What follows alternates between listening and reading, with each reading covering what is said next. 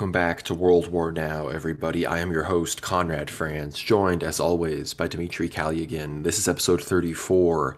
We're recording this on the weekend of the 8th of July, 2023, and this is the week before, this will be our final episode, I guess, before the big NATO Vilnius summit in Lithuania, as well as, we expect a few big things to come in the midst of all of that. You know, we think Sweden may end up in NATO. We have big things about Ukraine. Today, we're going to really focus on Zelensky in Turkey, meeting with the EP, meeting with Erdogan, as well as some other stuff going on generally in the Eastern Mediterranean, stuff going on with BRICS. So we're going to get right into this, probably have some predictions for then we're going to, we're going to debrief the meeting at the next episode, assuming, nothing else even crazier happens. So Dmitry, how are you doing? I'm good, thank you for asking. Just following some of this incredible news from the Mediterranean around the Black Sea. Of course, we've been kind of circulating that geographical area for a few months now, but it does seem like the world is revolving around the center, which seems to be either Israel or Turkey, just around that vicinity. Well, they used to say Constantinople was the center of the world, or it was Jerusalem technically, but these two particular countries are somewhat related, and the cities are related too. So. Of course, the great news coming up is the big NATO summit happening in Vilnius, Lithuania. So, again, the question of whether or not Sweden will finally be accepted, despite all of the Turkish issues with the Quran burning, which was brought up in the Russian Duma in the parliament several times, and the Russians were using it as a bit of a virtue signaling token to support, or sort of garner support from their local Muslim populations, such as the Tatars, the Chechens, and the Dagestanis, as well as other immigrants from Central Asia. But that set aside, the whole issue of Turkey opposing Sweden's entry into NATO has been raised a couple of times last year, and again today, I think, or at least this week, it'll be one of the major subjects. Besides, of course, more support for Ukraine. I don't think, Conrad, personally, that we will be seeing, for example, Erdogan or somebody like Poland or one of these major actors actually actively pushing for Ukraine's membership into into NATO. At least, maybe not at this Vilnius summit. I think what we will probably see is a new military support package, maybe a combined funding effort from all of the NATO member countries. Essentially prepared for Ukraine, and Zelensky might. I don't believe Zelensky will be present at Vilnius. Have you heard anything about that? Will he be present to accept any of the prizes there, or will he appear via video conference? I haven't heard any confirmation on one way or the other. It wouldn't surprise me if last minute he appeared by video, but I assuming personally he wants to be there. And speaking of, I guess, him being in person, we should just get right into his little foray down into Turkey. And I think I saw some reports. It was only from one Turkish source, so maybe we'll get it confirmed while we're recording here, like that happens so many times. But as of now, it seems that Putin has supposedly canceled his trip to Ankara that was supposed to happen in a month in the midst of what we just saw, which was, of course, Zelensky visit Turkey. He met with Erdogan. He met with Ecumenical Patriarch Bartholomew. And in his meeting with Erdogan, Erdogan said that that Ukraine should be allowed to join NATO, and then he gave a bunch of these Azov fighters that had been staying in Turkey and had signed a deal with the Russians that they wouldn't be let back to Ukraine, were then allowed to go back to Ukraine. So as far as what that goes for the actual battlefield, I'm not particularly chapped by it. As far as I'm aware, those guys are they have to get sent back to the front, like they're gonna have another chance to die. Like, okay, that is what it is. But as far as from a geopolitics, international relations perspective, it seems that, for better or for worse, some people say that Erdogan's just doing this because of the NATO summit coming up. I'm more inclined to say that he's just doing this because he doesn't have to pretend to be neutral anymore because the election's over. Yeah, that's right. And also, perhaps, like we spoke about this on our recent Aether Hour episode 11, but there is that grain deal factor as well. So Russia has extended the grain deal several times, which of course greatly benefits Turkey. And Russia has actually given a lot of these token considerations to the Erdogan government over the years, especially building up to the election. Some Russian commentators even said openly that Erdogan would not have won those really, those precious several percentage points if not for the support out of Moscow, kind of urging their maybe more Christian Armenian population to perhaps, or even those adjacent to Russia, those with the more Russian mindset to support Erdogan, and Putin kind of coming out in Erdogan's support before the election could have maybe even somewhat bolstered his chances of winning. And in fact, he did win, and now it seems he has turned his back. But one of our predictions did come true, Conrad. We did say that what if Erdogan does make peace with the Syrians, with the Azerbaijanis, the Armenians, and kind of waves a friendly hand at Iran, we will see him pivoting Turkey from the eastern and southern conflicts to the west, and so focusing more on Greece, focusing more on Ukraine and what's happening in Europe. And that's exactly what we're seeing. Turkey and Anatolia, and Erdogan, essentially, they're not focusing on a two-front geopolitical confrontation here. They're not focusing on the Middle East so much as what's happening in Europe. And this is the first time, really, when Turkey has really given NATO and Ukraine more of its attention than, say, even last year. Besides all the various prisoner exchanges and Turkey kind of playing this neutral party, finally Erdogan, you're right, has exposed himself for the person that he is, and we've known him to be a shrewd politician before. He's a realpolitik master, and just like Putin in the past, who Putin in the early 2000s pretended to be a liberal, and even George Bush said, "I looked into Putin's eyes and I saw a kind and thoughtful soul," or whatever he said. "I saw a soul through his eyes." Everybody said good things about Putin in the early 2000s, and then they realized this guy actually wasn't a liberal, and he wasn't a real Western Democrat. So perhaps Erdogan, these politicians know how to play these games of deceit. So perhaps this is finally him revealing his true intentions. Yeah. Yeah, I mean, in our coverage of the election, we on the one hand, I was kind of acceleration pilled, wanted maybe Kılıçdaroğlu to win, to see what would happen. But on the other hand, we had nicer things to say about Erdogan because he was less of a Western shill. But I'm sick of saying nice things about that watermelon salesman. He's just he can go back to the depths of Central Asia from where he belongs, as far as I'm concerned. And it looks like the Russians are, I think that if they realize that what you're saying, that if Turkey is going to try to, patch up some of the Syria stuff and pivot more towards the Western kind of angle of their foreign relations, I mean, that makes sense considering that their proxies got beat back really recently by Russian air forces in Syria. But that being said, the Russians may not allow that to happen. I mean, this is just yesterday. The commander of the Russian peacekeepers in Nagorno-Karabakh said that the Armenian Prime Minister Pashinyan is the one, responsible for, he's responsible for the blockade situation in Azerbaijan with the Lakin corridor. And so it seems that, that whole situation is going to keep going down at the Russians' level. And, it does seem that Turkey is, the Russians have kind of clamped down, and that Erdogan's like, all right, I'm not going to go into Syria as much. It seems that you guys are, you're not siding with the Armenians in Armenia, I guess. So we're going to, but, it doesn't seem that, Turkey on the one hand isn't cooperating with the Russians as it seems. And look, Putin seems to have canceled his trip to Ankara, and I don't know if you have any details about the gas hub, but I imagine that people might start bringing that into question, despite the fact that, it was just a few months ago that Erdogan and Putin were talking about, totally helping overturn the Western-dominated energy, cartel and have this massive gas hub in Turkey. I think 100% that's being put on hold at the moment. I don't think anything besides Blue Stream that currently exists with the Black Sea, I don't think there will be any more mass building projects, at least based on, gas has been the main talking point since we've even begun World War Now in October last year, but because if you recall the Nord Stream getting shut down, and, the entire energy aspect of the current geopolitical conflict is such a key one. I don't think Putin will be necessarily giving that up or sort of succumbing to friendship with Turkey and kind of compromising even, because what we've seen recently, that Putin's sort of image has been that of this subtle compromise. In fact, we see this with Prigozhin, who we'll mention briefly. There isn't really any updates besides the fact that Prigozhin's not being prosecuted by anybody in Russia at the moment. He's freely flying, it seems. At least his jet officially is flying between Minsk and St. Petersburg, so he's retrieving his personal assets. I'm sure the Russian government isn't going to allow him to take his kilograms of cocaine with him to Minsk, nor that cocaine is even legal in Belarus. I'm sure it's not.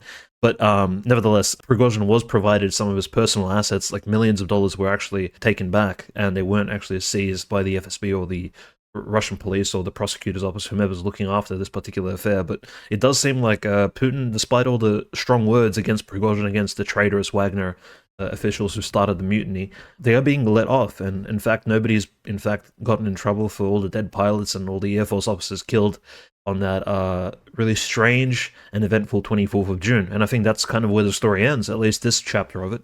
And nevertheless, in saying that, Putin's image, at least in foreign policy and domestic policy, is one that's being shaken up. People are saying, look, Putin's got the short end of the stick here. Erdogan has betrayed him openly. The Russian government supported the grain deal, they supported Erdogan, and now they're being spat at in the face. How will they respond?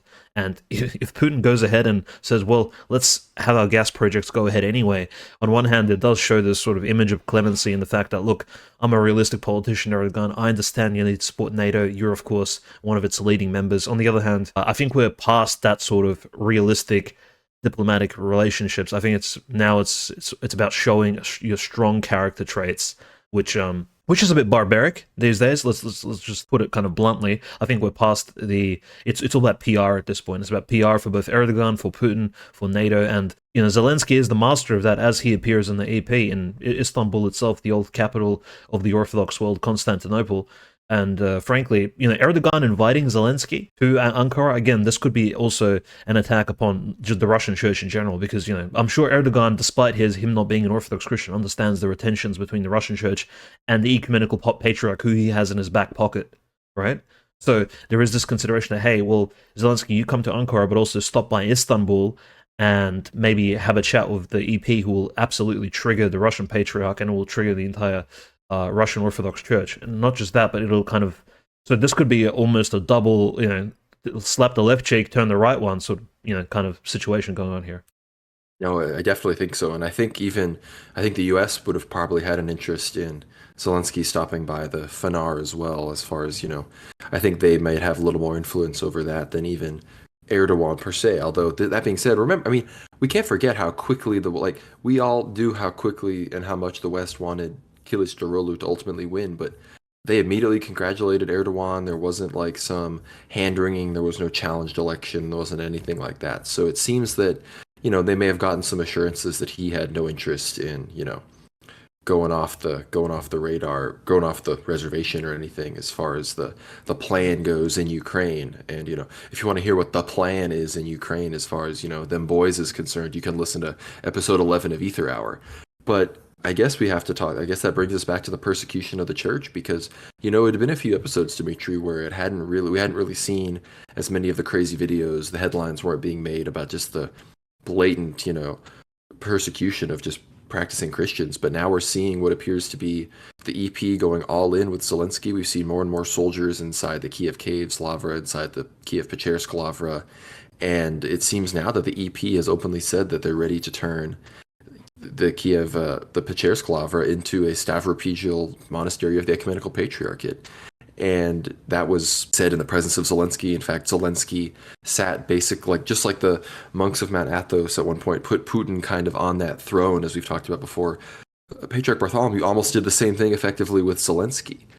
And not only that, Deacon Christopher on Twitter noticed this. He put the Archbishop Stefan of the Macedonian Orthodox Church, Archbishop of Macedonia and Ohrid, he put him on the side of the closed-off bishop's chair, with the rope across the arm, symbolizing that the bishop is not currently present. So they both elevated Zelensky to this sort of, revered civic leader, almost an emperor, and then they basically denied the episcopal status of someone that has just been received into pan-Orthodoxy over a somewhat silly naming dispute that, I've talked about the Macedonia Greek naming thing in the past. Of course, we've talked about how, the autocephaly from Serbia being received and them not receiving the one from the EP is, was angering to Patriarch Bartholomew. But Dmitry, what does this mean? How is this monastery going? What are they trying to do to this monastery? Well, I think people need to understand that since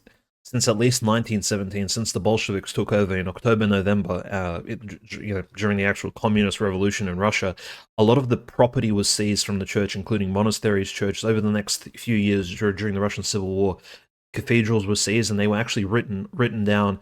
Perhaps they once belonged either to the Russian imperial government or to the local monastery authorities, but they were actually taken and appropriated by the state. You can read about the Holmogorye monastery in the north of Karelia near Arhangelsk, or the famous Solovki monastery. Some of these monasteries were used as concentration camps and gulags, but who did the monasteries actually belong to after 1917? Well, the Soviet state. And of course, after the Soviet Union fell apart, the monasteries, especially such notable ones such as the Kiev Caves Lavra, the monks themselves mentioned that, hey, we only came back to the monastery in the 1960s, which means what? During the World War II and during the Stalin years, mostly even maybe early Khrushchev, the Russian Orthodox monks and the Ukrainian monks didn't actually have access to the Lavra because it is officially state museum property. And this legally remains so until today, which after 1991, of course, all this property went under the control of the Rada, the Ukrainian government officially, with its free branches, etc. So the president and the parliament of Ukraine officially have control over the Lavra. It is their property. It does not belong to the monks, to Metropolitan Onufri, or his predecessors. And this is key because essentially the government legally can just say, well, look, your lease or whatever document of authority you have that was granted over these halls, over these cathedrals in the center of Kiev, it's taken away. Look, we're going to breach or you've breached some sort of contract. They can actually take control of it in a completely legal fashion and bring in law enforcement in order to uphold these legal, and it wouldn't even technically be persecution per se. Similar to how in the Soviet Union nobody was actually persecuted legally, and if we're going to be judicial about it and pharisaical, no one was persecuted because they believed in Christ. They were persecuted because they were supporting the counter-revolution. This is what all the new martyrs were allegedly shot for, because, well, they were found to be supporters of the counter-revolution and supporters of class division, not because they actually venerated Christ or because they were Orthodox. But we know officially, the official wording doesn't really matter here. Nevertheless, that was the excuse, and what I've heard from some sources in Russia, at least, this is a little bit kind of covert. Maybe I'm not sure if it's true or not, but it should be kept in mind is that apparently not false Metropolitan Epiphany, as well as the false Patriarch Filaret, the former Bishop of Kiev, they actually asked Zelensky and the Rada in early 2023. Remember when in March of this year, when the lease was actually running out, and they had time to. They were told, if you don't move out by the end of March, we're going to start kicking you out, forcing you out. Allegedly, Epiphany and Filaret reached out to the Ukrainian government officials and Zelensky personally and asked him not to use force. They said this will be ugly because, look, these guys may be schismatics and heretics, but they still have to put on that Christian face of, well, let's be kind and let's be peaceful. So allegedly, Epiphany and Filaret were actually responsible for that lull in the persecutions which we saw. It wasn't Onufri and it wasn't the other bishops. It wasn't even Bishop Paul and some of the other persecuted bishops. They were sent to prisons or put on house arrest, right? But the actual why we saw the police not raid the monastery in March, April this year was because the schismatics asked the government specifically for that. And I think the favor has finally kind of faded. This 2-month sort of lull period, it's ended, and now Zelensky and the other demons in charge, they actually want to perhaps put the pressure on again. And in fact, it could also be promoted, and of course, in their heads, they could be motivated by the fact that the counteroffensive is not working, right? The counteroffensive is not achieving any sort of goals. Their psyop with the Zaporozhye nuclear power plant has officially been annulled by the 72 hours or 96 hours, or however, they said in 48 hours the Russians are going to blow it up. It'll be a Chernobyl 2.0. It never happened.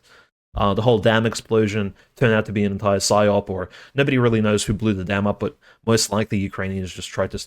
The Ukrainian military tried on the side. These things, their plans are not working, so they could be trying to increase the ante and increase the agitation of try to frustrate the Russian Orthodox people on the opposing side by, again, attacking the monastery in a very sort of authoritative way. Like, we're going to send officers to remove these essentially squatters who are squatting on this particular real estate, which is the Kiev Caves Lavra. Or even, remember the relic conversation, how they said, well, the relics are that they belong to all the people of Ukraine. They bring up these democratic libtard talking points in order to, again, very similar to the Bolsheviks and the communists, in order to legitimize the fact that these Orthodox monks who are legitimately, this is technically their land, even if on paper it belongs to the state of Ukraine, which is why a good friend of mine said that the only way for this charade to end, because mind you, the Pachayev Lavra will have the same issue. On paper, the Pachayev Lavra does not belong to the abbot, does not belong to Metropolitan Onufri, it belongs to the state of Ukraine.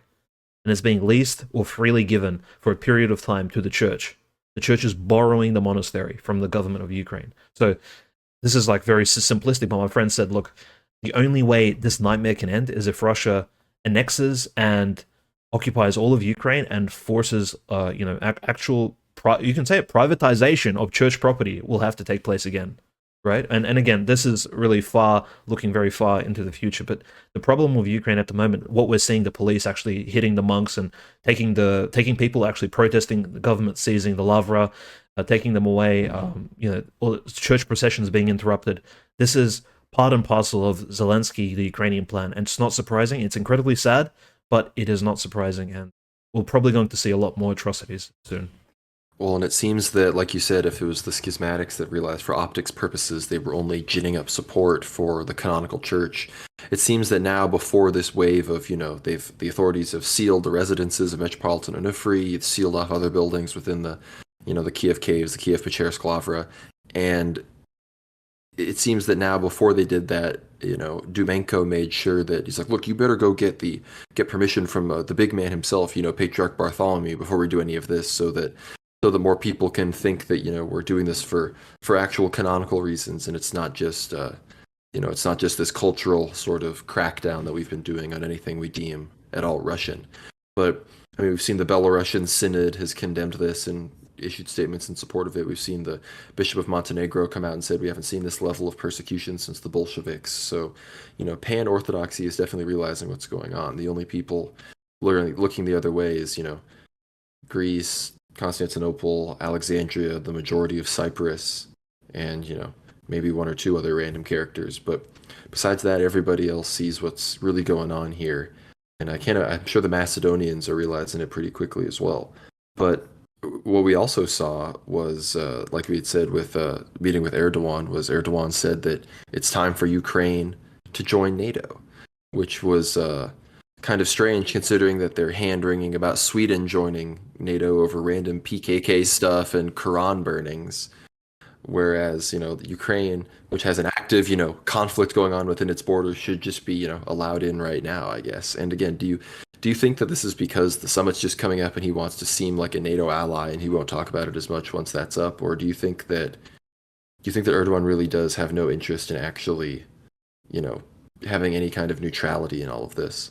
I mean, international relations as a sort of branch of political science in general is just filled to the brim with hypocrisy and people being double-faced and liars, and diplomacy is masked in lies and deceit. It is very devilish, right?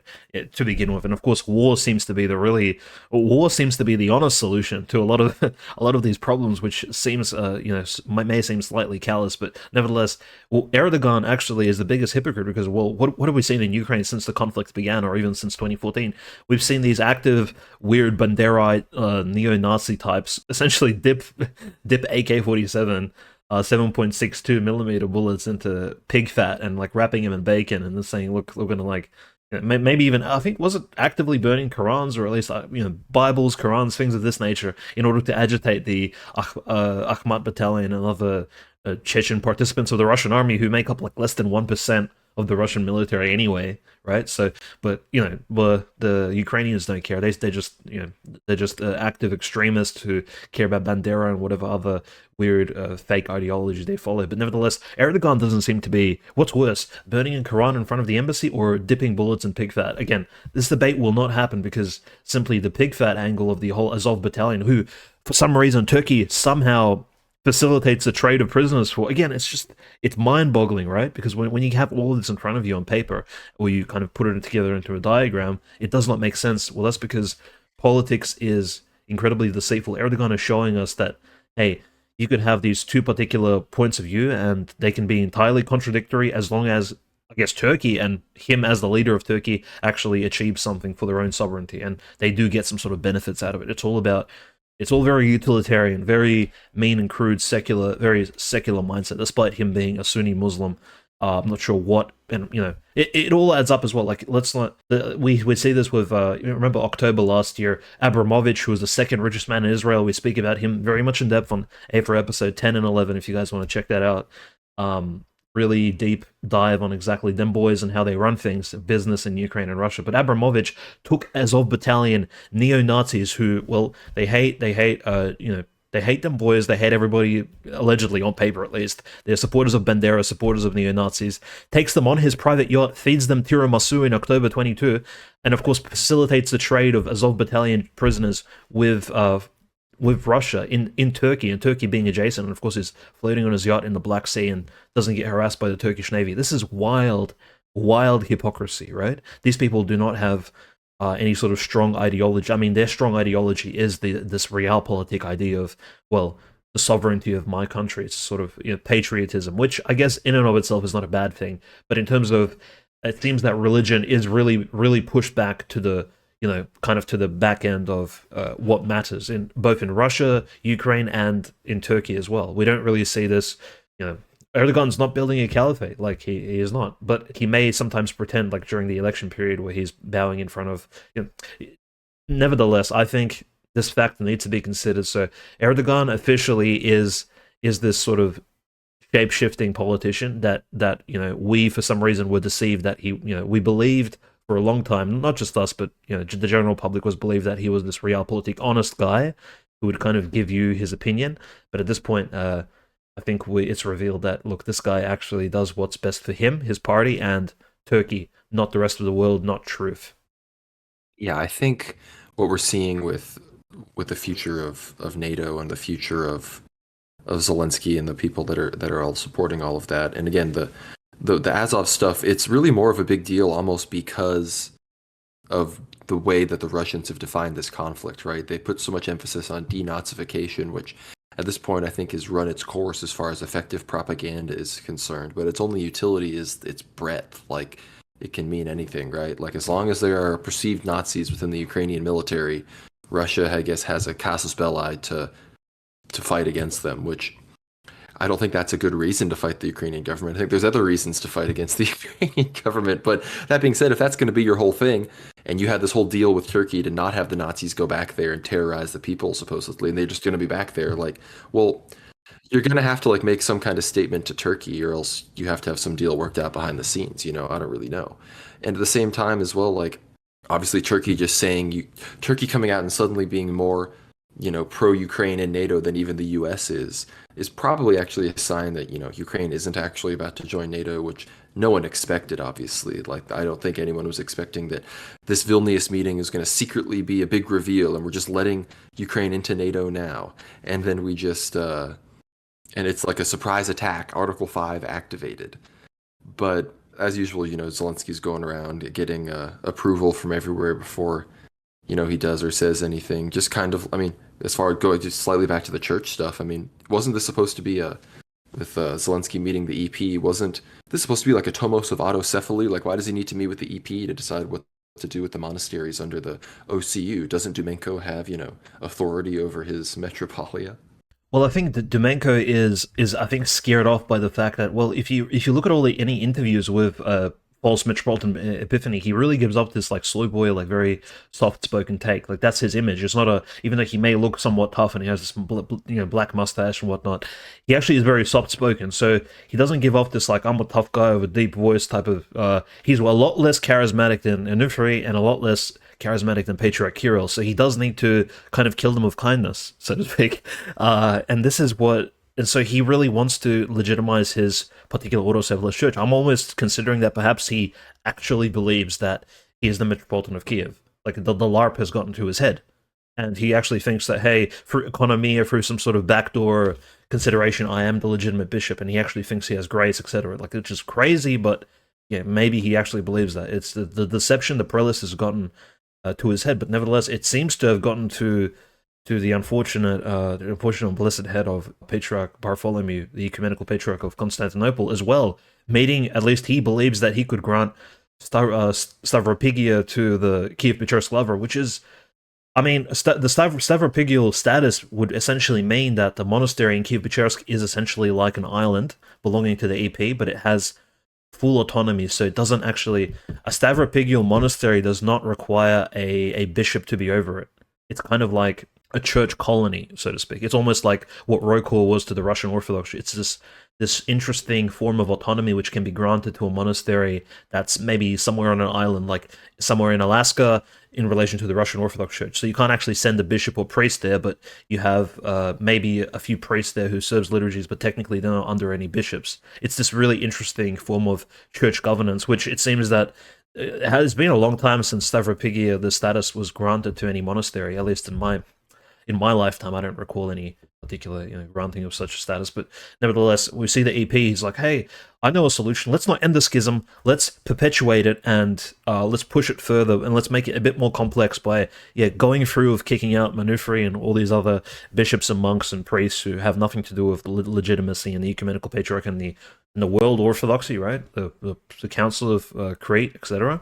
And let's actually make the Kiev Caves Lavra an official monastery belonging to us. Again, it also brings around this question, Conrad, of, and I think it's kind of an answer to Metropolitan, the false Metropolitan Epiphany, and is he actually under the EP, or is the Ukrainian Orthodox Church autocephalous? Or is it autonomous? Is it a branch of the ecumenical patriarchate?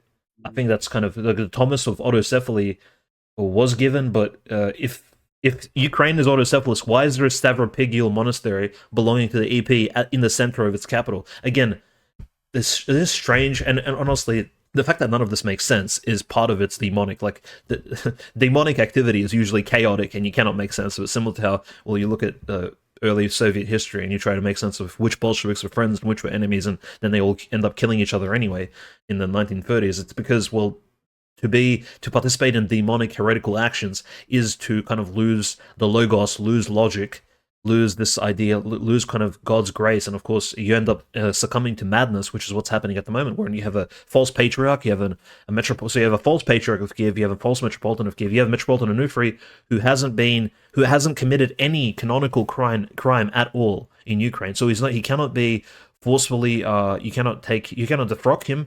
If you suspend him from serving as the ecumenical patriarch, you cannot suspend him forever, since church suspensions need to have an end date. There cannot be a permanent suspension. There could be for the frocking, right? But there can't be a permanent suspension. So, but which nobody has given Onufri. So Metropolitan Onufri is in this gray area. All of this is very chaotic. It's very confusing to non-church people, and again, even confusing to us Orthodox Christians who are within the church or have been for many, many years. This is very unprecedented, and naturally, meeting with the head of, like, at least the token dem boy in the Fanar, in that particular holy place, that held on to Orthodoxy during the enslavement of the Balkans to the Ottoman Empire, and there's so many saints who actually sat in that Fanar seat, and martyrs and good Greek bishops and priests and lay people who actually supported that Fanar district for many years, right, for many centuries during the Turkish Ottoman occupation of Greece.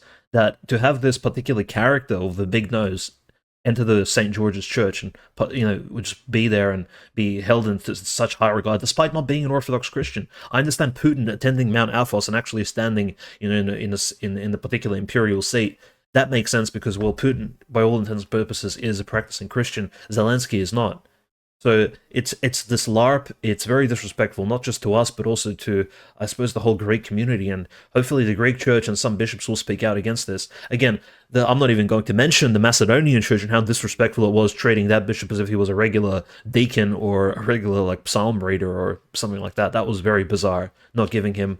And the fact of the matter is, Zelensky notice the headline was Zelensky. Nobody cared that the fact of a new Orthodox, newly reunited bishop has visited the Fanar, right? That wasn't important. It was the fact that Zelensky was there, a member of them boys, who isn't even Orthodox. So the whole spotlight was taken away from the Bishop of Macedonians of Ohrid actually being there with the ecumenical patriarch together. It's quite amusing, and in fact, I don't think there'll be any good end to any of this interaction. And the EPs, again, for those of you saying that, well, the schism, hopefully it ends and maybe there'll be common sense.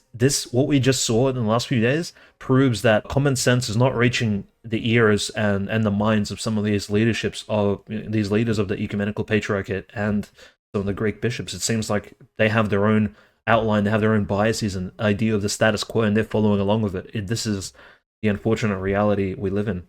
I mean, Zelensky couldn't even stop his like pajama camo LARP for like one day to meet, the leader of Orthodoxy, as all the headlines call him, the leader of world Orthodoxy, the head of Orthodoxy. So the whole, the EP as the Pope talking points have completely infiltrated like Western media. So I guess if you, uphold the synodal model of the Orthodox ecclesiology, or a Russian shill, I guess, in the eyes of the West. I mean, Mike Pompeo, he's not running for president anymore, but he, one of his main talking points, he was proud of having brought, religious freedom to Ukraine. So, this, in the eyes of Zog, everything's going great for the Orthodox people in Ukraine. But unless you have anything else you want to say about Vilnius, I mean, I guess Sweden, I think that's probably what's going to happen. I wouldn't be surprised if Sweden gets let in. And that's not the end of I mean, Sweden, they have a big military industrial complex, so it's not good. But, I mean, I don't think anyone's worried about Sweden invading Russia, or being a starting point for some kind of crazy new iteration of Operation Barbarossa, but, somehow super cringe. And I think and I guess if you don't have anything else to say about that, we can move on to Greece and the elections and the latest stuff going on there. Yeah, I think just in general, like it just gives it throws the ball back in the Kremlin's court. They do have to react to this in some way. If you recall, Finland entering NATO didn't really spark big outrage, at least in Russia. And even if there was outrage, it only lasted a couple of days. Didn't really make any big stories, even though that would have shaken the Soviet Union to its core, right? Or even, I mean, the post-Soviet Union, say the early Putin years, that would not have been possible. Finland would never have entered. I mean, that's just absolutely insane. Sweden entering is almost like the cherry on top of the cake. Again, similar to the Baltic states, which are essentially surrounding Kaliningrad of former Königsberg in Prussia, and essentially the Russian St. Petersburg northwestern area. This is all very problematic for future geopolitical conflicts and maybe tensions.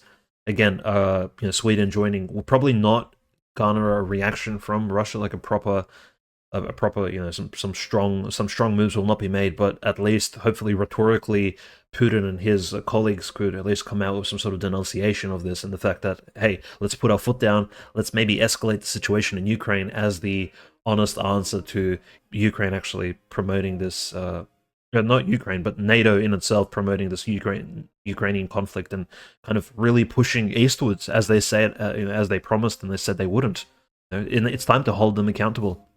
Yeah, I mean, obviously people have been posting jokes like, what if Russia just, from Belarus and Kaliningrad just, takes Lithuania during the Vilnius conference? I mean, I think that's a good idea, but I mean, maybe some of those are the kind of questions that'll probably also come up, right? Like Kaliningrad, again, like none of it'll probably happen, right? But the possibility of Kaliningrad blockades from the sea and the land, the future of the Crimea situation, and whether or not, I mean, that might be something that comes out of it. It's like, maybe they lay out some of the things they need to, maybe some reality checks they want to hit Ukraine with. Like maybe they finally are like, look, we need to tell Zelensky man that Crimea is not coming back, because I mean, this whole cluster munitions thing, Biden's like apologizing in advance for giving the cluster munitions because he knows it's bad optics. They're not really good. The cluster munitions themselves don't provide any operational advantage. It's just because I guess we're running out of more conventional shells to send them. So all of the stuff is becoming more and more feeble, to the point where, again, what we're all hoping for is that Russia actually plans to at least, push to its claimed territorial ends once some of these trickle of supplies start to prove that they're not doing anything to change the game, and the actual casualties have been taken and can't be replaced. And then Russia starts to slowly but surely push, or negotiate while pushing, or negotiate for more land that they haven't already taken to be taken peacefully, not doing the like, let's chill or let's retreat now that we think we've all had enough of this and are tired and ready to go home. But that's all of that. We're going to keep it going. Maybe we'll do a live stream if some crazy stuff starts happening around the time of the summit itself. But to head a little bit, we talked about the Balkans. We talked about that, a little bit south. Greece had big elections, and the center-right party, New Democracy, they won. They won big. The socialists, the leftists, have totally imploded. Like, their leader has resigned. It's all bad for them. And not only did I don't really have anything good to say about New Democracy. The head, the Mitsotakis, who's been the prime minister of Greece this whole time, who's going to be it again. He's already said now they're going to push for gay marriage. He's totally like center right, said like in some ways, Syriza is actually better because I think they have a more, they're less aligned with some of the Western foreign policy stuff. But regardless, they won. It's definitely like left, liberal, like, leftism and like, communism, socialism stuff isn't necessarily super popular right now in Greece. But I guess the only white pill amongst from that election was the victory of two parties in particular in our favor: the Victory Party, the Niki Party, which is the Orthodox ultranationalist party, and there's also the Spartans Party, which is the party that was endorsed by Ilias Kasidiaris, who, for those who don't know, was the former leader of the Golden Dawn, which was the primary quote-unquote far-right party in Greece that got dismantled and made illegal after Kasidiaris and other people were, I guess, deemed to have been part of a criminal gang that was fighting migrants and leftists and violently attacking them. And there was some murder involved, whatever. It was definitely a, sure, they might have been involved in some bad stuff, but the handling of it and the arrest of the leadership was definitely Greece overstepping its boundaries and totally shutting down a nationalist voice. But the Spartans Party, who are, more ethno-nationalists, they have 13 seats in the Greek parliament of 300, and Niki, the Orthodox Party, which explicitly is very anti-vaccine, anti-LGBT, they rose up in the midst of the anti-church COVID stuff in a lot of ways. They're going to have 10 seats. So that's 23, seats from these, again, the Niki Orthodox Party is also pretty ultra-nationalist focused, and they have the support of monks and, priests that did a good job standing up against some of this stuff. So, there is another, finally, after the banning of Golden Dawn, some actual right-wing people have made it back into parliament. Maybe they can, perhaps we'll get some good speeches, but regardless, I don't expect a big, huge change on anything actually happening in Greece. Of course, the gay marriage thing is big. We can maybe expect some protests. I hope that the bishops can mobilize, like they did in Montenegro. I hope that the Greek bishops can mobilize Christians against this to the point where, look, unfortunately, it seems that 56% of Greeks do support gay marriage, 40% against. I think you can raise the number against all the way up to, where it's, 55-45 basically. But I don't know if maybe if enough people can mobilize, it'd be enough to at least put it off for now. I mean, he's a center-right person. He can maybe be swayed by, the prime minister of Greece takes an oath on like the Gospels with the Archbishop of Athens present. I mean, this is someone who shouldn't be even considering any of this stuff. Yeah, that's right. But I think this is one of the symptoms of having a secular, I guess, liberal-based democracy in a majority Christian country, is that slowly but surely this presence of, and this is where I guess factors such as Freemasons and these covert semi-Christian organizations, well, I'm semi-Christian, I mean, Christians can join apparently Freemasonic lodges and still remain loyal to their church. At least this was the psyop thrown into our sort of, our history before. But nevertheless, it does infiltrate the minds of Orthodox politicians and give them this idea that, hey, you guys can actually compromise, and we don't necessarily need to vote against gay marriage or do any of this really stressful, upsetting stuff that may give you bad optics in, say, world politics or even some of your future business prospects. You can just vote kind of center-right. You don't really need to vote for really hardline Orthodox positions, and your career could be great. You could still get away with minimal, involvement and investment in that sort of Orthodox worldview type far right policies. You don't have to join the Black Hundreds like they did in the Russian Empire right before the revolution, where bishops would join like St. John of Kronstadt and St. Vladimir Bogoyevlensky and St. Andronicus of Perm. They would join openly the Black Hundreds and support the far right wing parties of the Russian Empire, which were monarchistic, and no one would really argue with that. There was no real argument. You could say you couldn't join the libs and say, I'm more Orthodox than you are, when there are openly bishops and priests as members of the most far right-wing party that supports Tsar Nicholas II. So that was the stance back then. Again, politics in the 21st century is very deceiving in this matter. You can be a Mitsotakis and you could attend church, and look, it's like, oh, the Archbishop of Athens is communing him personally. He must be an Orthodox guy. Let me vote for him. What about that far-right party? Well, don't worry about that. I did see the Archbishop of Athens openly speak to Mitsotakis or appear at some political, dinner with him, so he must be close to the church. Regardless, people don't look at the policies, right, Conrad? They look at the PR, the sort of front end, which is why no right-wing party has ever succeeded in Russia. Notice Russia, well, besides the fact that Russia has openly banned Orthodox parties cannot have religious affiliations, I believe, or no real strong ideological affiliations besides some vague, mentions of communism, like the KPRF. But that's one of the issues of Russian politics is that no party besides United Russia could have this. It's real. Even United Russia itself doesn't even base itself on orthodoxy. It's kind of just we're center right, and because there's no one else to appeal to, the bishops and the priests, the clergymen, they cooperate with the politicians in charge, and it gives this interesting view to the general public who watch TV and they see people like Dmitry Medvedev, the prime minister at the time, speaking to a bishop, and they say, well, he must be super orthodox, and there's no alternatives. They don't realize the fact that alternatives are illegal, and the fact that, and nobody even thinks about voting for Zhirinovsky because Zhirinovsky doesn't openly go to church, or at least he doesn't go to church on camera, right?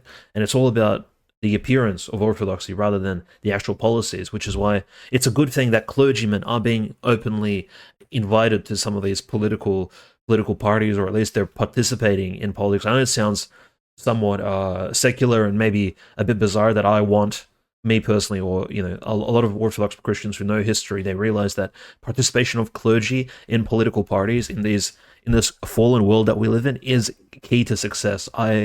I cannot emphasize this enough. It's one of the reasons why in the Russian Empire the Duma got away with so much degeneracy, is because they ended up kicking a lot of the clergymen out of the parliament.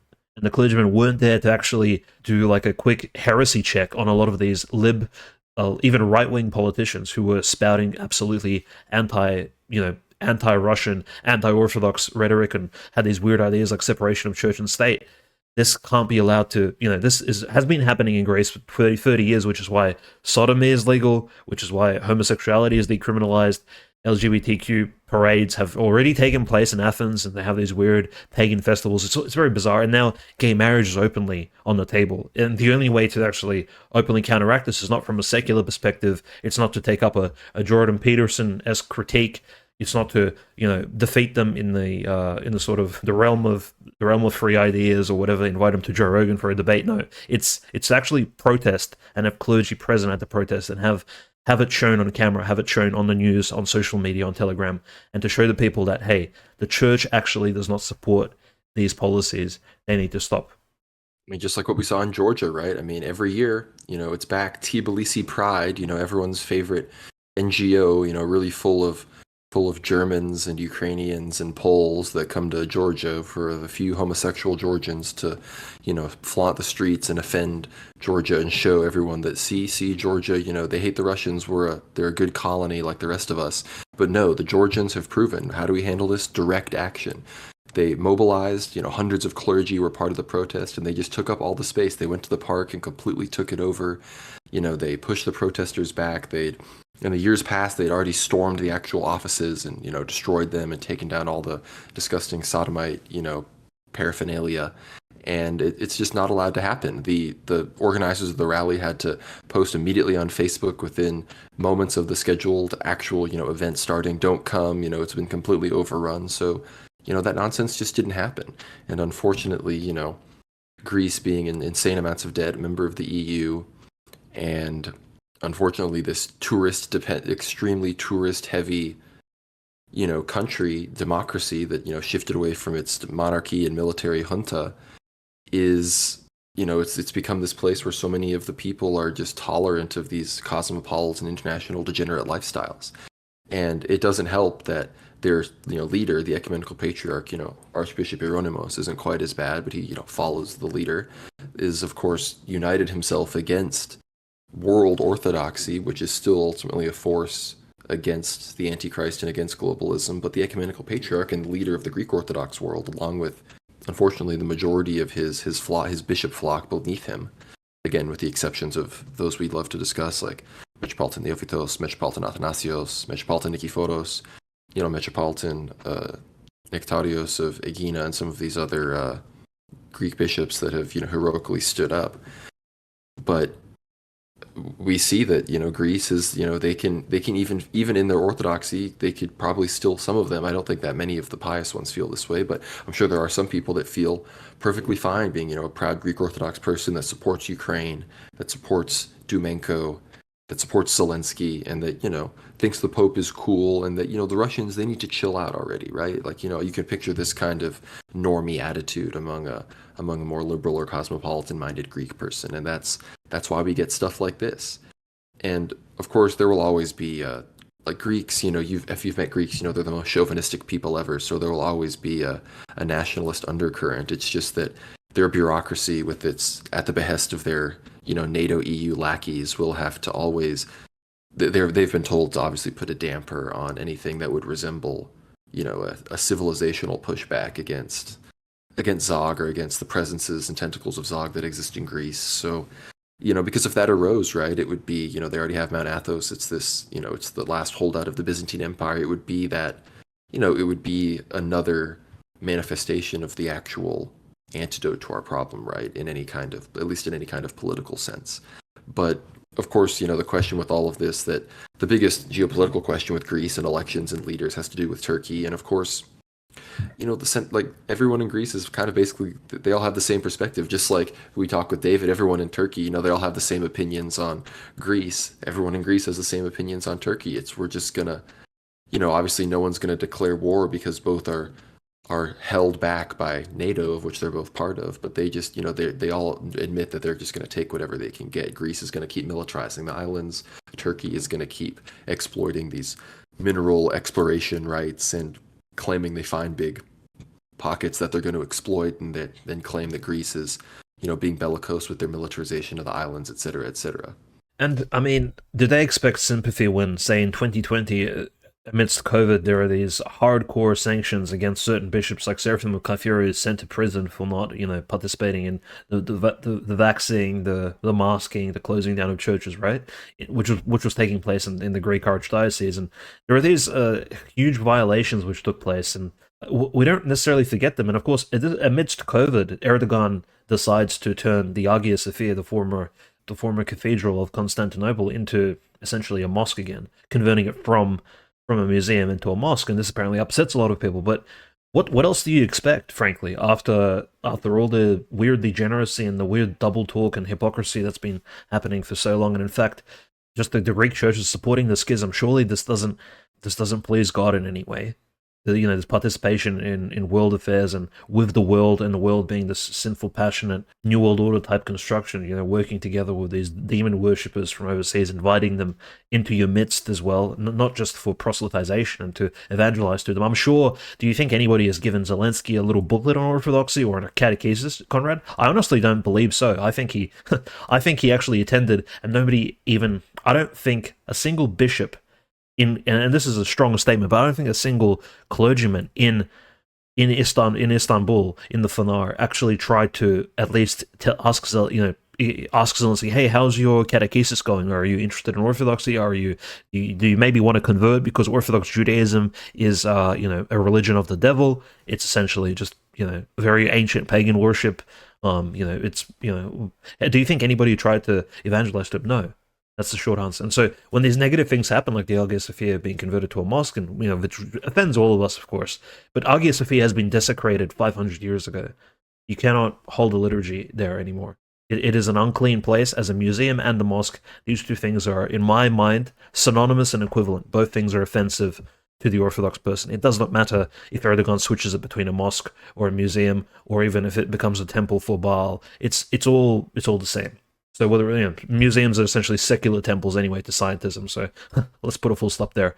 But nevertheless, this factor of these Greek hierarchs, so sort of siding with this worldly opinion of their leaders is, I think, greatly offensive. Because you mentioned the Greek people are incredibly nationalistic and right wing. So there is this underlying current which I think these globalists and these liberal politicians within Greece and within, I guess, the Fener, these influencers, essentially, you could call them, are trying to control this, right? Because there is this undercurrent of strong Orthodox resistance to atheist communism, to, I think, even the Third Reich itself, had some trouble invading Greece. Like, the Greek people have fought back against Ottoman Turks for centuries. And how do you control this strong people and this really passionate Orthodox culture, which could not be defeated after years of slavery, centuries of slavery, is, well, you infiltrate it, you control it from the inside. You LARP as Orthodox, you LARP as lukewarm, if you cannot beat them, you join them, so to speak. That's what we're seeing here. Like, this is an open example.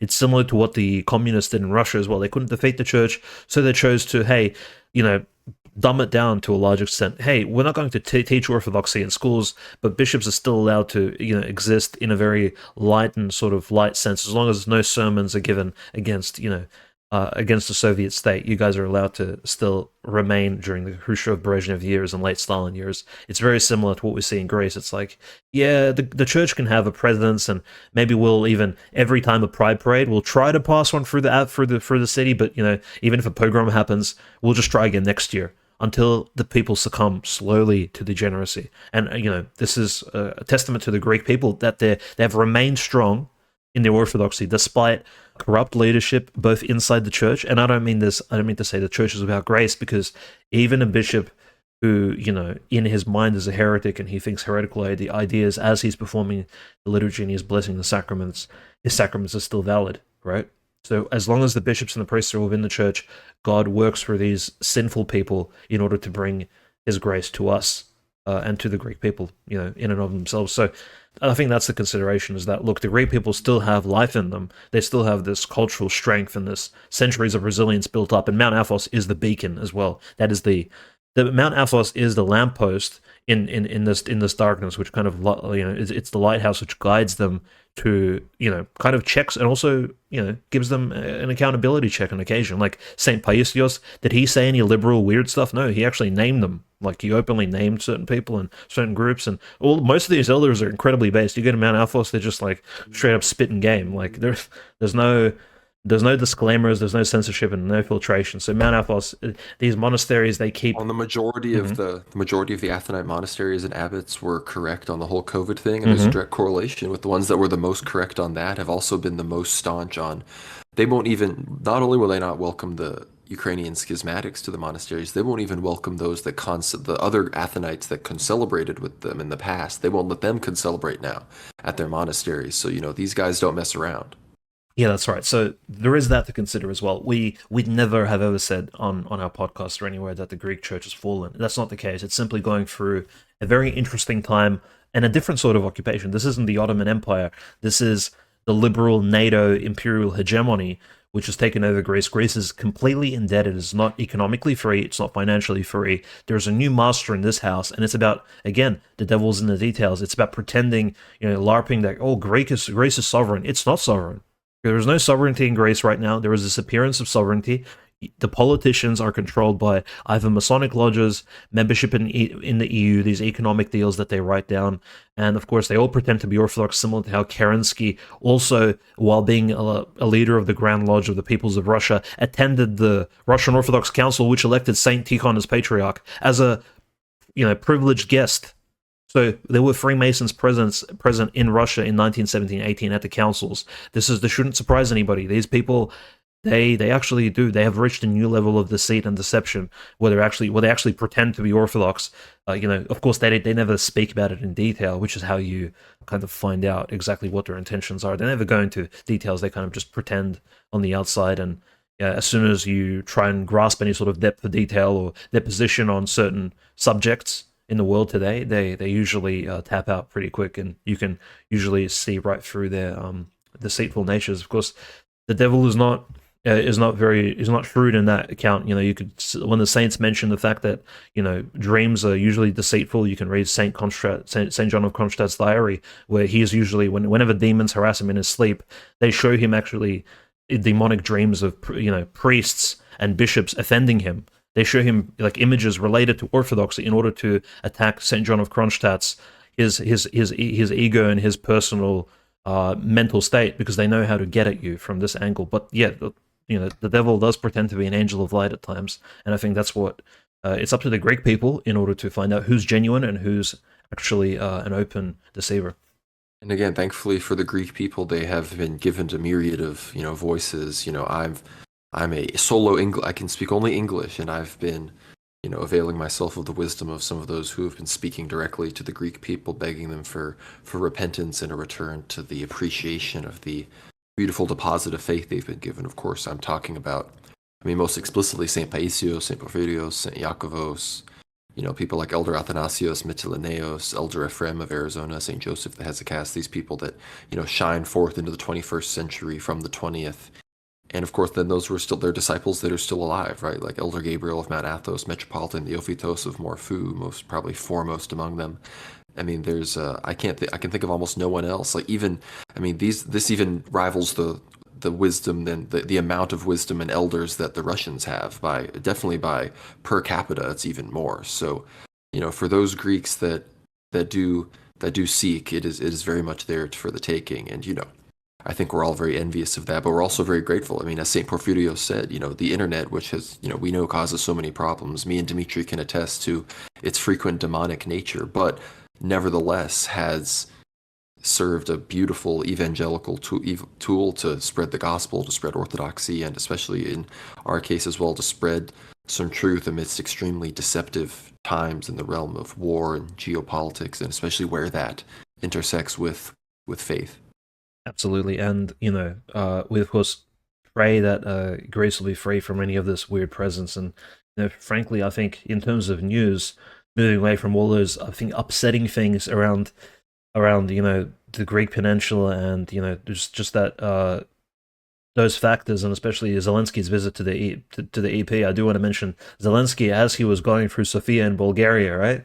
There was this particular clip which we posted on our World War Now Twitter channel, where an Orthodox Bulgarian priest actually, as Zelensky's train of cars was heading through the city, to meet with the president of Bulgaria, this priest jumps out onto the road with a cross and yells, "Anathema! Anathema to Zelensky! Anathema!" And of course, the cops, the police in Bulgaria detain him, and it gave this very powerful image of the Bulgarian people as well opposing the presence of this dark puppet of Satan and the Antichrist kind of entering their country. And that's essentially what clergy need to do openly. Frankly, they have this authority, they have this power, and they have this sort of otherworldly. They have this. We of course all have the ability to inform people about the non-spiritual world, but Zelensky.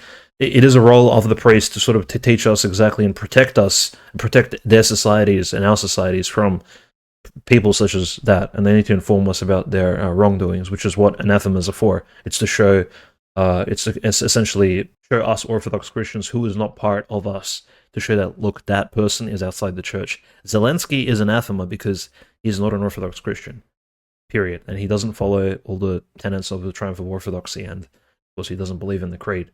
The Holy Nicene Creed. So there we go. So that Bulgarian story was quite nice, and I think that kind of was the cherry on top of the cake in terms of, well, positive news that came out of church interactions with this character. It's like it's not all shilling. In fact, some clergymen actually stand up openly and denounce him for who he is.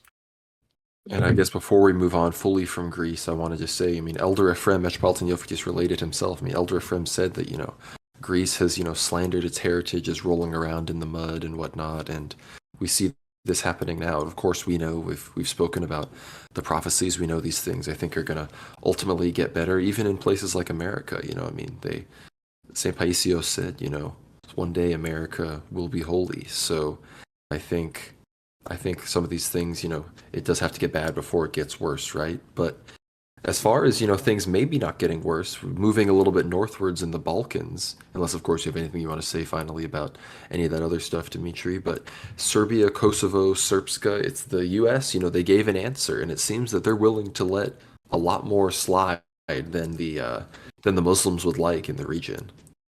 Yeah, I'm frankly surprised that the United States has made this open statement, and it does kind of, the United States is the leader of NATO in a way, the fact, and not really the European country. So it does kind of give this vision of, well, the US is going to let Republika Srpska have its own sort of sideline mirror, this kind of secondary judicial system with its own hierarchy, and they're going to probably institute their own laws and have their local parliaments run the show without relationship to the greater parliament of Bosnia and Herzegovina. What this essentially means is that essentially Republika Srpska will have this amazing sort of autocephalous existence within Bosnia. And this is, of course, extremely positive, I think, generally speaking, because, hey, well, if the law enforcement and the courts will actually obey the leaders of the Serbian populace from Bosnia and Herzegovina, we can actually prosecute certain offenses which offend Orthodox Christians specifically, kind of protect your own communities rather than depend on the Muslim Muslim judges and Muslim, officers and law enforcement. And I have nothing against, people of other religions participating in these structures, but, as the canon said, trusting Orthodox doctors and not those which belong to the, them boys is also important. So we do actually differentiate about who, in which particular, like, the adherence of to a particular religion, for example, Orthodox Christianity, matters more to us if the judges and the police officers are Orthodox. And in fact, we're probably going to see the Serbian people take back some autonomy in these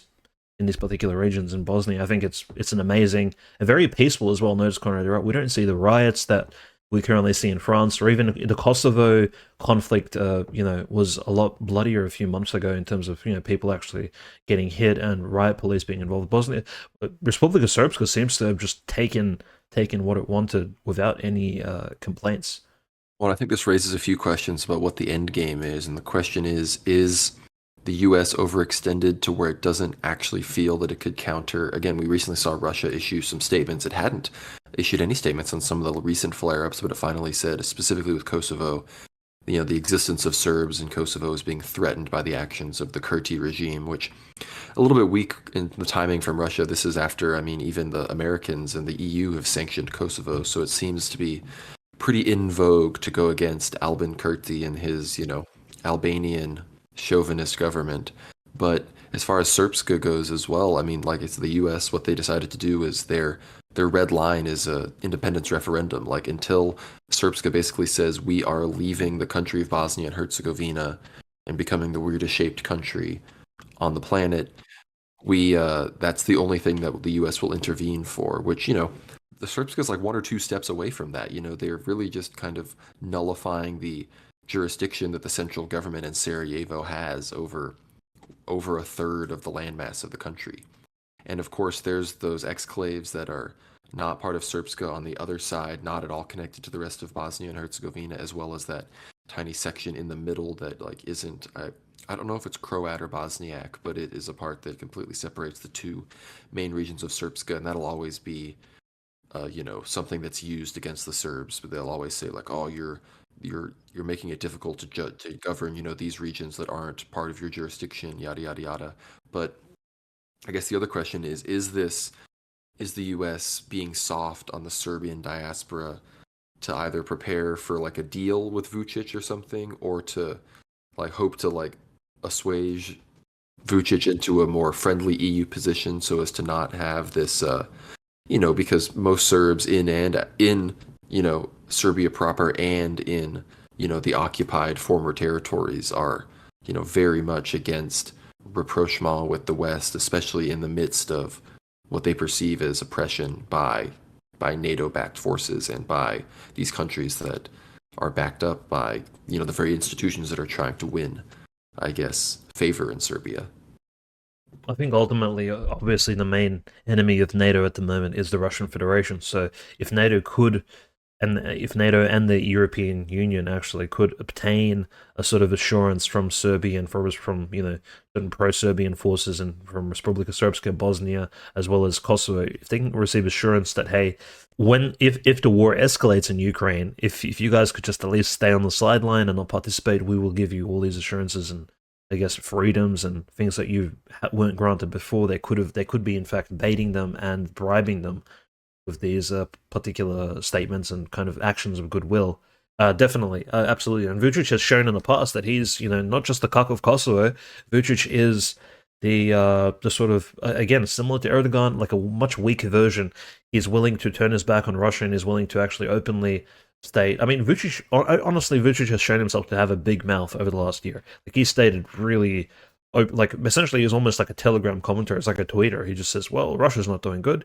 Now Ukraine's not doing good. And recently said, the counteroffensive is not doing great. Yeah, by the way, Zelensky, you're not doing great. Even though Serbia has openly sent at least humanitarian aid to Ukraine. So it has, somewhat supported the Ukrainian regime in that regard. Not that I think humanitarian aid is the worst thing in the world. It's not. It's, just the fact that on the ground, what exactly is it used for? That again is raised. The Brazilians raised it when they recently declined to provide their armored vehicles to Ukraine. There was a shipment of several tens, if not hundreds, of this particular I'm not even sure what the construction is called. It's not a tank, but it essentially lets you carry wounded soldiers and allows you, it's troop carriers essentially, because the Ukrainians claimed, hey, Brazilians, if you provide us these, we promise we won't send troops into battle in them. They'll be used only for transporting wounded troops from the front lines of combat in Zaporozhye and Donetsk back to the military and regional hospitals. And the Brazilians said, we don't believe you, so we won't be providing these armored vehicles to you. Zelensky, sorry. So the Brazilians openly denounced those particular attempts, but so it does show that Ukrainians, they try to receive an aid from almost anybody, including Serbians, through these covert means and these kind words such as, well, it's just humanitarian, we're going to assist wounded soldiers, or the air defense they wish to retrieve from Israel was, the claim was, well, it'll be only used for defense, of course, you can trust us. Returning back to Vucic, I honestly think he's not a trustworthy character. We'd have to remember that Serbia is in a very kind of dire state, almost in a more serious state than Turkey. It's, economically, it's somewhat subjugated to the countries around it. It doesn't have clear access to the sea. The Adriatic doesn't have any strong ports, any port presence. Imports and exports are heavily controlled. A lot of its population is in fact Orthodox and conservative, but there is a slow modernization ongoing where people zoom into young populations are in fact being infiltrated by this like TikTok liberal culture, and so they do want closure with the EU, and of course that means closure with NATO. And so there's a lot of pressure on Vucic. And again, these are politicians, Conrad. They're liberal politicians. They're democratic, so they do want the votes of the new people who've just turned 18, 19, and 20, who are eligible to vote in the next election. And so you have to kind of appease them by appearing trendy and friendly with all the Western countries and Hollywood, etc. So there is that too. And Putin is not a good character in these eyes. He's not cool.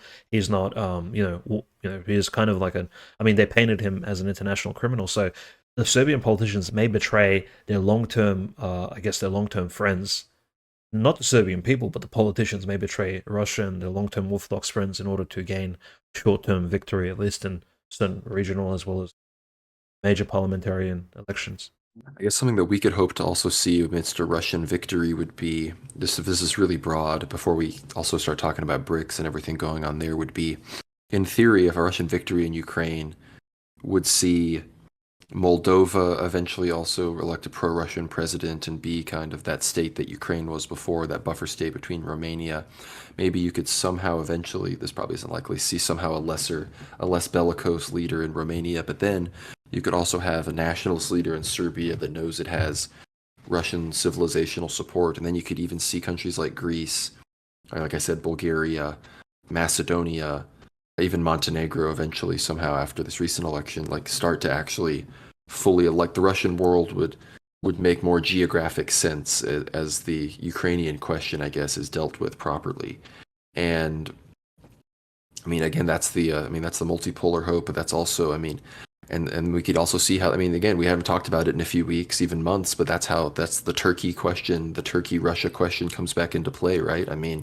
We just talked about all this dirt Erdogan's thrown on it, right? This is, if what we just said happens and the Orthodox civilizational sphere can kind of expand within the next years as Russia hopefully again achieves more than just a Pyrrhic victory in Ukraine, then, that St. Paisios moment, that civilizational battle, that NATO/Turkey kind of dual civilizational head, of that ancient ally of Russia as well as the ancient enemy of Russia and this modern enemy of Russia, that conflict is going to start, I think, again, coming more to the fore as we've always predicted it would. Yeah, of course, Ukraine is just the contemporary sort of first chapter, and if Serbia, the Serbian politicians think it's wise to kind of hold back on the whole Ukraine issue, if I was a Serbian, I would maybe not judge them too harshly, because at the moment, it's not very clear as to what the Kremlin's ideas are. Imagine it, just think about this very clearly. And I think some of our listeners need to consider this, they say, well, Serbia needs to support Russia no matter what, but does Russia actually support itself? How do we know? Lukashenko recently said quite clearly, and Lukashenko is not Russian, he's Belarusian, but he does see himself as sort of this leader of an allied state to Russia, союзное государство, etc. Lukashenko said that, well, if the counteroffensive fails, maybe at the end of this summer, maybe early autumn, we might see a peace treaty. So even Lukashenko is kind of alluding to the fact that, well, there may be this a strange peace treaty that occurs between the Russian Federation and Ukraine. Maybe on the borders they're standing on now, perhaps there'll be maybe Ukraine will even concede Kherson and Zaporozhye. Not that Zelensky wants to do that; he's talking about taking Crimea this entire time. But nevertheless, if a peace treaty occurs, it'll look very awkward on Serbia, who just threw all of its regional alliances into the dumpster and all of its sort of rapport building with the West, which suddenly and Russia suddenly starts calling the West our nice partners again, and Daragia partner or whatever it used to say, and suddenly there's this, and Serbia's again left in this weird early 2000s state where it just got completely embarrassed and humiliated by NATO in a very, of course, condescending like fashion. I'm not saying the bombing was justified, but Serbia, it took a while for Serbia to actually recover from being basically attacked by NATO since those disgusting late 90s years. And in fact, Serbia has reached now this point where it can actually make solid statements and actually take positions in terms of international relations, and it can actually side with people and have a particular say. And it wouldn't want to throw that away on some sort of cowardly Kremlin peace treaty, would it? That's the thing. That's what I think. That's Metropolitan Onufri and a lot of these bishops notice how they haven't necessarily, the Ukrainian bishops, they haven't necessarily sided with the Russian world yet either, because the Russian world may even be betrayed. And this is not us just saying this because we're black-pilled and we're depressed. No, this is, Strelkov has mentioned this too. The fact that if the Kremlin billionaires and elites who we speak about in A for Hour episode 10 and 11 decide that a peace treaty is worth more than a victory over Ukraine, if they decide that, for utilitarian reasons, maybe they don't care about the future of the Orthodox civilization as much as, say, we do and our listeners do, perhaps money is worth more. Maybe deals with Western countries is worth more than, actually taking Ukraine and sorting out these monastery affairs, right? Like, there's that consideration. And I can't necessarily blame Serbia for maybe holding back and not supporting their ancient ally, especially, and not just Serbia as a country, but Serbian politicians. You have to keep in mind, they just saw what Prigozhin did 3 weeks ago, drove at Moscow. We still don't have any answers as to why that happened, who was in charge, who's the actual culprit. Putin, I mean, openly called Prigozhin a traitor, but there was no repercussions for his actions. So what exactly is happening? We don't know. What's the Ministry of Defense in Russia doing? Who's in charge? What are the plans? What are the long-term plans? It's still, you mentioned, Conrad, the vague notion of denazification. Well, what is Serbia's position on that? Pretty much nothing. Serbia denazified ages ago. So did Croatia. So it's like, what's the stance on the denazification? Well, I don't know. It doesn't really affect the Serbian people. So it is a strange balancing, right? Because you want what's best for your own people first and foremost, and only later do you want to adhere to maybe the Russian world ideas, which may not even... The Russian world, of course, hinges on the church and the Orthodox people, not the decisions of the Kremlin or the vague billionaire politicians which sit inside of it on occasion, trying to pretend that they support Putin, when in fact they could be hindering his actual plans. No, I completely agree with that assessment. And again, like, remember the map, right? A lot of people, anyone, who's been following the conflict since the beginning knows the map, right? There's the total Russian victory, which is the Black Sea coast and everything east of the Dnieper. There's, the general Russian victory, which is the Black Sea coast plus Kherson, Zaporozhye, a few Donbass, a few other things. And then there's the Pyrrhic Russian victory, which is basically what we just discussed, like the 4 regions, Crimea, and that's it. And then you get into a Ukrainian victory, which is just Donbass and Crimea, or then even just Crimea or something like that. You start to get into where it's just a loss for the Russians, and that would be terrible. And then the real question becomes, like, is that even really going to be a solution? Like, is anything short of, like, either a new rump state or, like, all the land east of the Dnieper, is anything short of that going to actually prevent another conflict from breaking out within the next decade? I'm skeptical. And like I just said, like, this affects all the countries kind of in the region. And this brings to mind, you probably saw it, that squabble between Zelensky and the Bulgarian prime minister, where Zelensky freaked out about the Bulgarians not wanting to give him, all the weapons that he wanted. And, he said, Zelensky was like, oh, hope you're never in my shoes. Would you just say, please seize my territory, Putin, But Bulgaria, I believe that they did elect their, like, more pro-Russian government, which...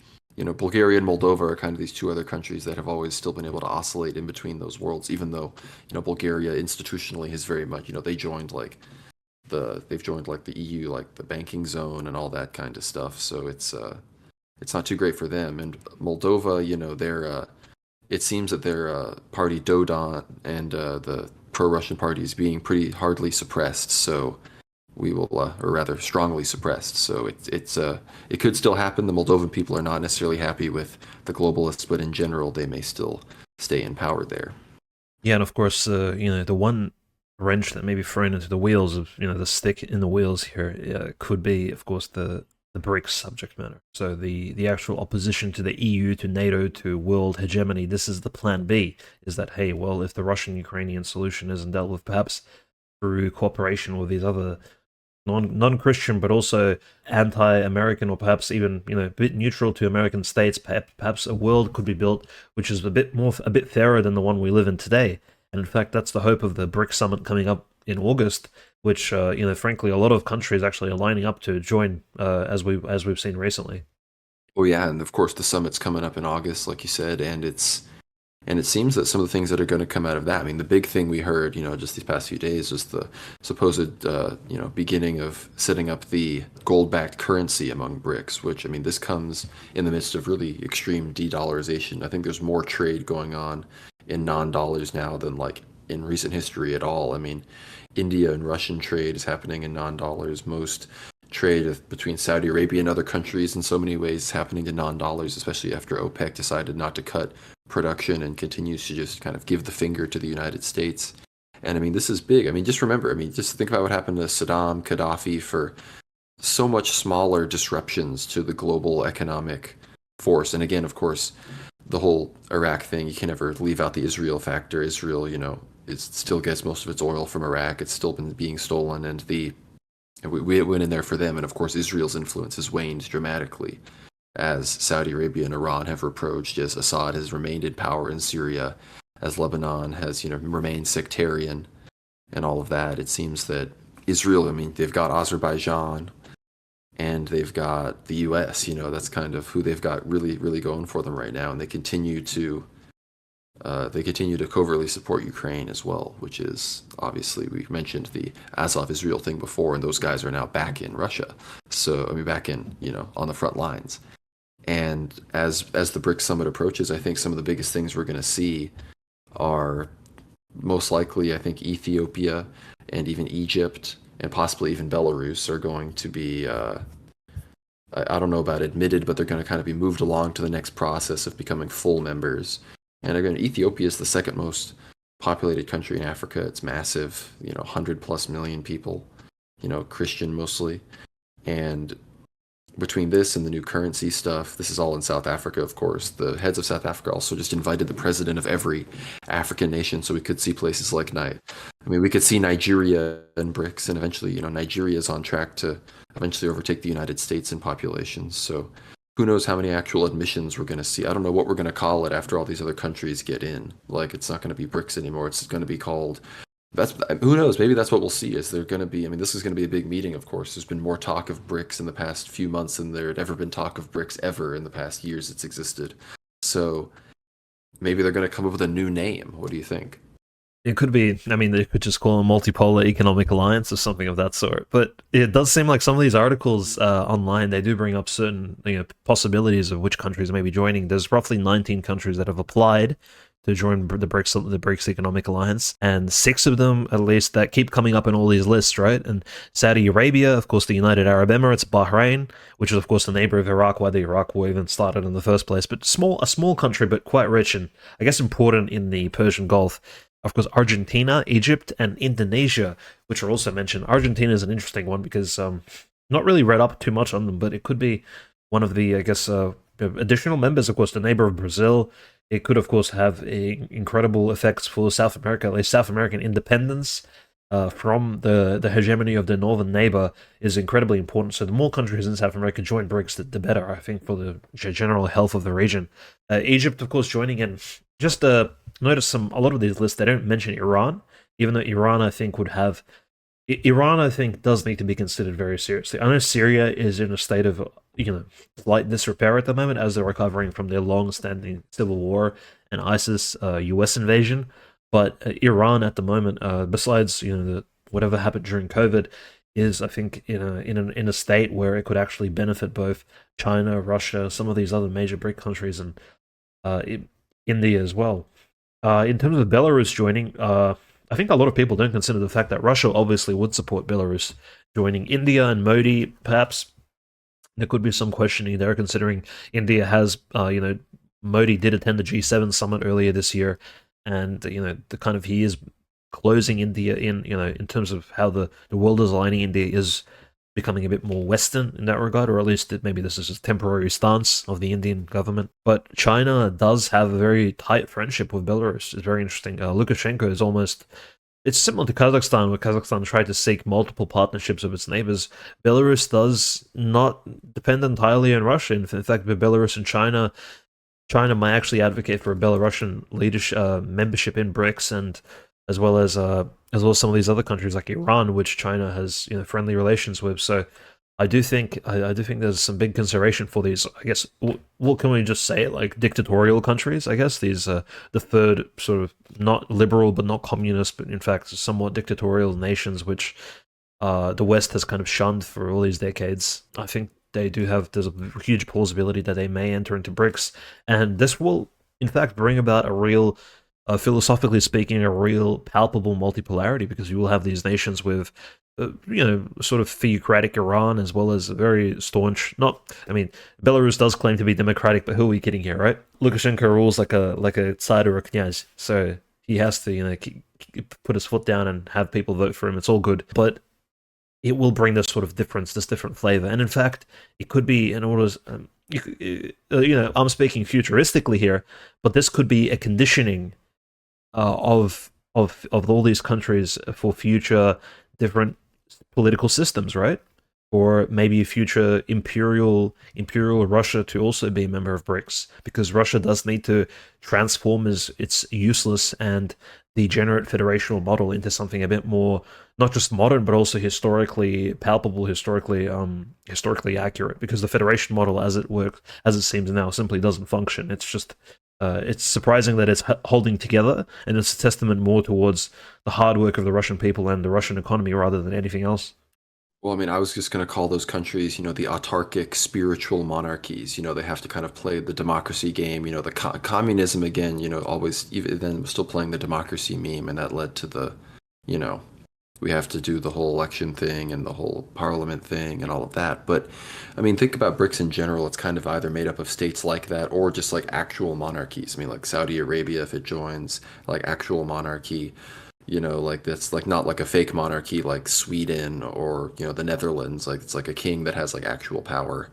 I mean, you have, I guess India would be that is actually, I think I mean, I don't know if the votes actually are counted properly. Who knows? But it's, supposedly the world's largest democracy, right? But I mean, look at places like Belarus, places like Ethiopia, even. I mean, the president there has, like, I think, taken a lot of power on himself that the West would, would not hope that a centralized leader would take. So, I mean, it would be, in theory, it could be this kind of union of autarkic rulers that then are not able to be taken out by, Zog, because they are, they have this union, they have this cooperation, they have potentially even their own currency that they use between each other and even with other countries and stuff. So that's big stuff that's coming. And yeah, I mean, I think as the meeting gets closer, as well, I mean, these are two big meetings, right? The Vilnius NATO meeting and the BRICS summit. I don't know if, I mean, I think that'll be where we're going to see if this is going to escalate or if this is going to tone down between these two meetings. Yeah, that's right. Generally speaking, in the next few days, we'll find out exactly what's said of Vilnius. But my prediction is we'll probably see a care package for Ukraine in military aid again, maybe a bit larger than the one the US provided recently on the two United States ones, which were under $1 billion, but still, and this news talk about cluster munitions is a little bit embarrassing, but possibly we'll see some large collective fund that is sent to Ukraine. Maybe, the worst case scenario for the Russian side is F-16s, or sort of a collective donation of fighter jet planes to the Ukrainian military. Again, there's nothing the Russians will probably do or say that, there's nothing that Putin or any of his colleagues could say that, well, look, the red line has been crossed, you cannot provide F-16s or some of these other new age fighter jets to the Ukrainian army and air force. That doesn't swing anymore. NATO obviously is not fearful of the rhetoric coming out of the Kremlin, and they're simply going to do as they see fit, as they've done in 2022, and they've made really strong statements. Remember the Zaporozhye power plant? They've said, look, if if Russia uses any tactical nuclear weapons or tries to use the power plant as a source of, like, I don't know, I guess environmental contamination against Ukraine, we will intervene. So there have been some pretty powerful statements from the NATO chiefs as well as Stoltenberg himself. So NATO really is showing its kind of ferocious face for the first time in maybe decades, right? And NATO is kind of giving Russia the middle finger, and whether or not Russia responds by simply finally pushing back against Ukraine, or if they respond with maybe a peace treaty of some sort, which Lukashenko is alluding to, right, recently, so which is quite scary that he's mentioned that.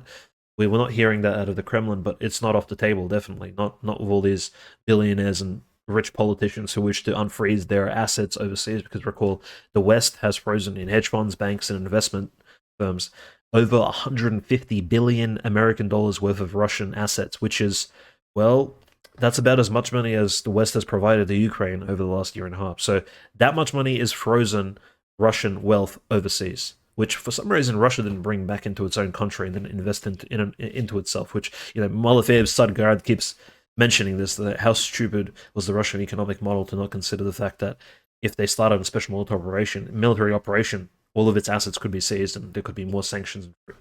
It's a huge miscalculation on their part, but definitely we'll be looking forward to the Vilnius summit. Hopefully NATO doesn't go as hard pro-Ukraine, and if Zelensky doesn't show up and have this cry fit, then perhaps maybe things will change. But generally, I think there will be some sort of escalation in terms of aid.